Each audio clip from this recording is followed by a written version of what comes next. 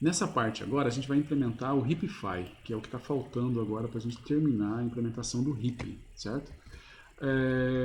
O que é o Hipify? O Hipify é aquele carinha que ele vai pegar o vetor, certo? E um pi e vai ajustar o vetor a partir desse pi. E aí ele tem também, vamos colocar aqui, U. U é o último cara do vetor, certo? Aquela preguiça monstra de dar nome para as variáveis, mas nesse caso aqui o U vai ser o último elemento do vetor, tá bom? Tudo bem, Lucas? Não, desculpa, João. Tranquilo? Vamos ver se compila, né? A gente está muito tempo sem compilar. Compilou, vamos ver se roda. Rodou, não fez. Ah, já fez alguma coisa, na verdade.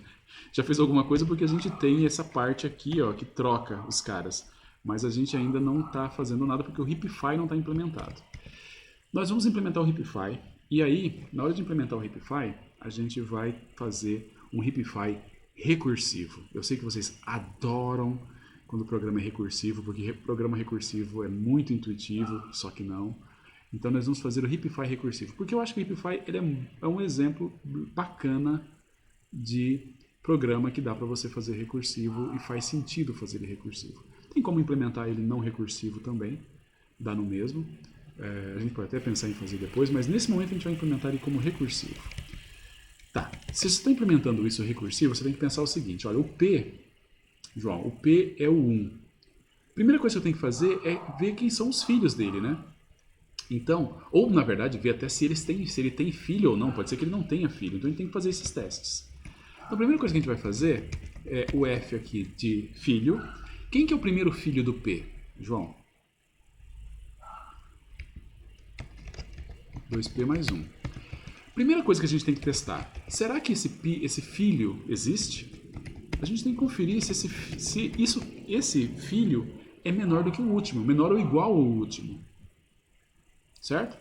Porque se ele não for, na verdade é a mesma estrutura que a gente estava fazendo da recursão, onde o caso base é não entrar no if. É o else do if que a gente não coloca nada porque não tem nada para fazer.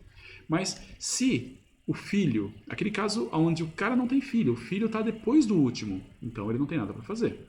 Beleza, então nesse caso aqui eu sei que ele tem pelo menos um filho. Qual é a próxima coisa que a gente deveria tentar descobrir? O que você acha, João? Eu sei que o P tem pelo menos um filho e esse filho está em F.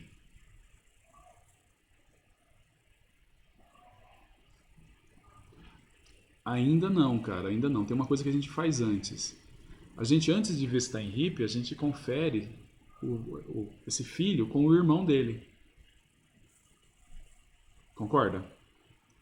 A gente tem que conferir esse filho com o irmão dele, porque a gente só compara o pai com o maior dos irmãos, dos filhos dele, no caso. Tudo bem? Faz, faz. Sim, sim, faz sim.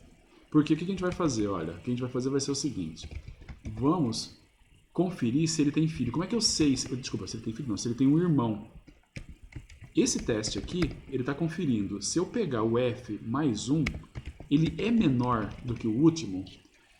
Se esse teste aqui passar, significa que o P tem dois filhos. Ele tem o filho F e o filho F mais 1.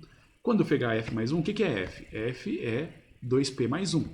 2P mais 1 dá 2P mais 2, que é o segundo filho.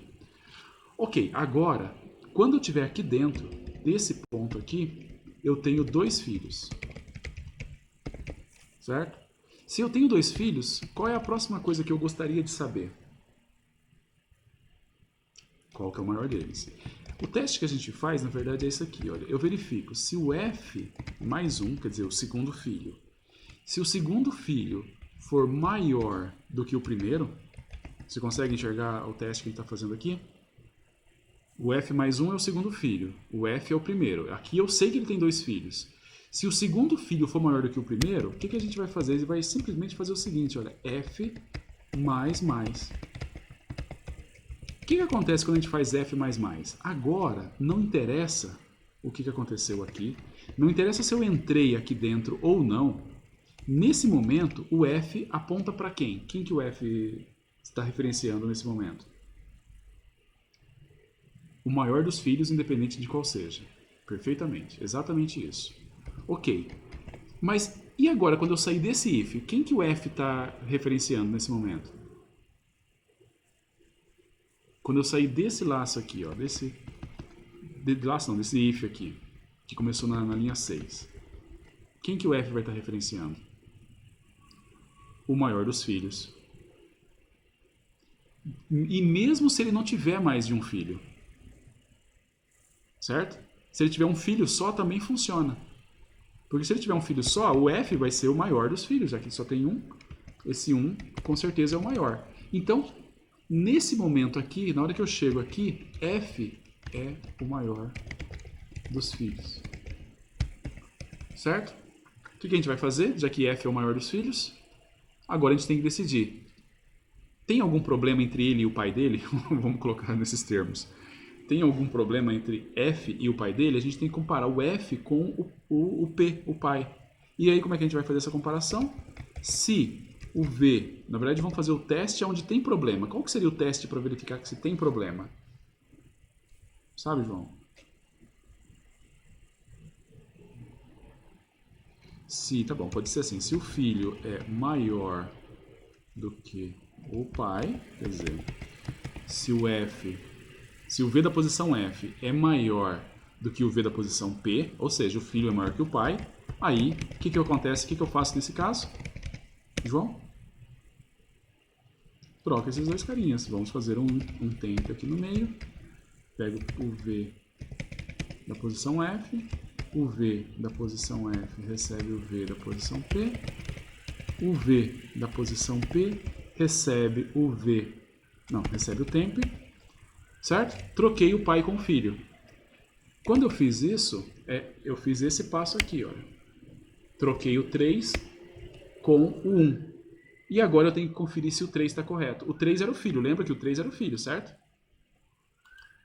Antes disso, o 3 era o filho. Eu troquei o 3 com o 1 e eu tenho que conferir se o 3 está correto, se ele forma uma heap. E aí a gente está nesse ponto aqui. Como é que eu faço para conferir o 3, por exemplo? Conferir o filho.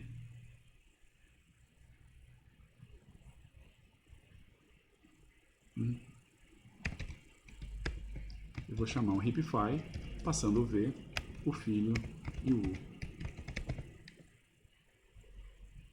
Certo? É isto. E somente isto. Ok? O heapify, ele vai fazer de novo a mesma coisa. Só que agora, ao invés de ele fazer com o p, ele faz com o filho, que eu acabei de trocar. O u continua igual. Beleza? Olha que bonitinho. Bem, vamos ver se isso funciona, né? Oi?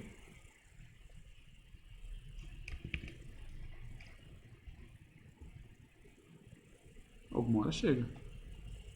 E quando ele não trocar? Quando o pai e o filho estiver na ordem correta? Ele não precisa chamar o heapify mais, daí o resto está tudo correto. Só vai sair da função. Beleza? Vamos lá? Compila. Compilou. Roda. E está ali o vetor ordenado. O vetor randômico do Rodrigo agora está ordenado. Tá bom? O que nós temos aqui então? Nós temos o heapify. O heapify é um exemplo bem legal de algoritmo recursivo. Dá para implementar ele não sendo recursivo. Na verdade, o que você faz? Quando você está fazendo ele não sendo recursivo, esse caso aqui, bem, a gente vai falar um pouquinho mais para frente, mas aqui é uma recursão de cauda, chama recursão de cauda. Uma recursão de cauda você consegue transformar num laço, num while, muito fácil. Transformar recursão de cauda em laço é fácil. E aí, por ser uma recursão de cauda, a gente conseguiria transformar ele num laço. A gente não vai fazer, mas ficaria aí a dica para quem quiser, tá bom? Vou parar a gravação.